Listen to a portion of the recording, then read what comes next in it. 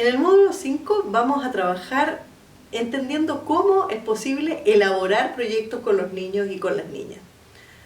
Una clave fundamental, y es la que vamos a desarrollar durante este módulo, es entender cómo el propio enfoque de derechos de la niñez nos sirve para diseñar, para implementar y para monitorear y evaluar cualquier proyecto que desarrollemos desde el jardín, ya sea a nivel educativo o a nivel de la relación con las familias o en la escuela entre el jardín y la comunidad. ¿Cuál es la clave, cuál es la principal característica de la planificación que utiliza el enfoque de derechos de la niñez en todo su proceso? Es que ocupa los 4 principios fundamentales de la Convención para guiar cada una de las fases del ciclo de proyecto. Si te recuerdas, los principios son 4 y básicamente son derechos que ayudan a cumplir todos los demás derechos. El principio de vida y desarrollo, el principio de la no discriminación, el principio de la participación y el principio del interés superior del niño. ¿Qué hacemos? Utilizamos estos principios en cada fase del ciclo de proyecto.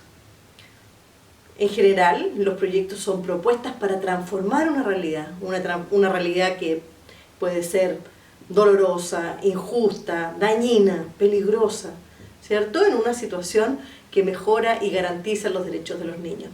Cada una de estas condiciones son particulares y propias de los contextos en que nos vivimos, son propias de nuestros territorios, de nuestras realidades, de nuestras culturas.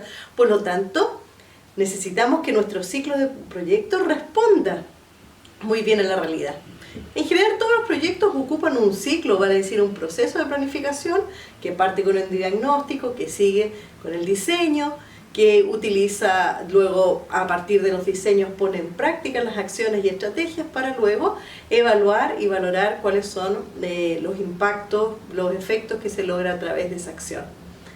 La planificación con enfoque de derecho se va a basar en ese ciclo de proyecto, pero va a empezar a utilizar estos 4 principios. En la primera fase, la del diagnóstico, el enfoque de derecho va a preferir decir: no hablemos de diagnósticos como si fueran enfoques médicos, como que si estuviéramos hablando de el listado de los síntomas, vale decir, de los efectos que vemos en los niños, en las niñas, producto de una problemática, sino que intentemos indagar por qué ocurre, quiénes son los actores que deberían transformarse para que los derechos se dieran y cuáles son entonces los recursos que los niños y las comunidades perciben como importantes para lograr ese cambio. Entonces, en esta fase que se llama análisis situacional de derecho, los 4 principios ayudan a identificar cuáles son las causas que están a la base de la vulneración de los derechos, principio de desarrollo de vida, favorece la participación activa de los niños para entender cuáles son esas causas, principio de participación, pero no solo para entender cuáles son las causas, sino que también a qué grupos de niños afecta, principio de no discriminación, y también para entender cuáles son los conflictos de intereses que impiden o que podrían favorecer, ¿cierto?, una mejora en la situación de derecho, interés superior del niño. Entonces, durante el análisis de situación, durante el diagnóstico con enfoque de derecho, lo que se hace fundamentalmente es identificar las causas y a través de un proceso participativo identificar también los recursos, considerando que la voz de los niños, la opinión de los niños es fundamental para llegar a entender cuáles son esos elementos que están a la base de la problemática y también cuáles son los recursos para solucionarlo. Durante la fase de diseño es fundamental también entonces tomar decisiones, ¿cierto?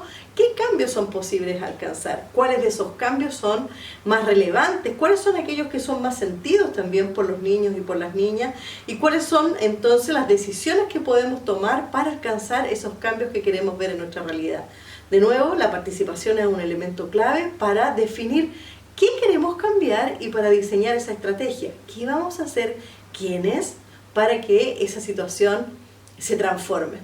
Durante la fase de implementación, nuevamente podemos utilizar los 4 principios para definir, bueno, quiénes van a hacer qué, cuáles son las responsabilidades que, de acuerdo a nuestros intereses, conocimientos, los distintos actores de la comunidad educativa, incluidos los niños, se pueden involucrar para lograr los cambios que se esperan. Y durante la fase de monitoreo, por supuesto, también la participación es fundamental. No es posible saber qué ha cambiado en la situación de derechos de los niños sin saber qué opinan los niños y otros actores claves de la comunidad.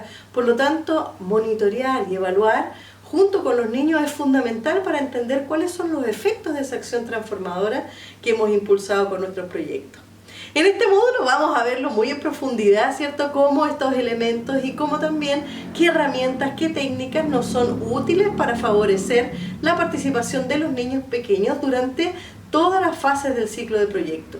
Y también, por supuesto, vamos a reflexionar sobre las condiciones que nos ayudan a que este proceso, además de ser un proceso significativo y participativo, reduzca o minimice cualquier posible riesgo de protección que pueda surgir durante el proceso de implementación de cualquier iniciativa transformadora. Que disfruten este módulo.